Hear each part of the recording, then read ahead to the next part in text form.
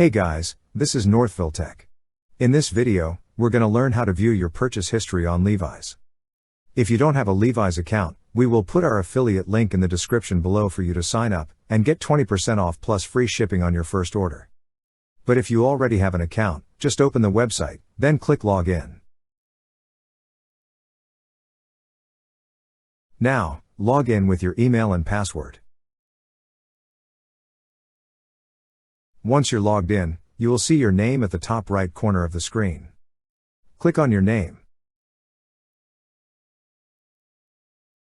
On the drop-down list, you will see an option for Purchase History.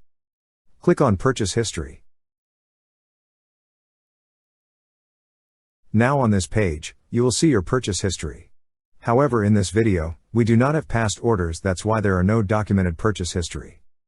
But that's how you view your purchase history on Levi's. Thank you so much guys for watching, and if you have not yet subscribed to our YouTube channel, please subscribe to our YouTube channel as we create tech videos almost every day. Also check out our website northvilletech.com for great tech articles, and our recommended resources in the description below for various sign-up bonuses.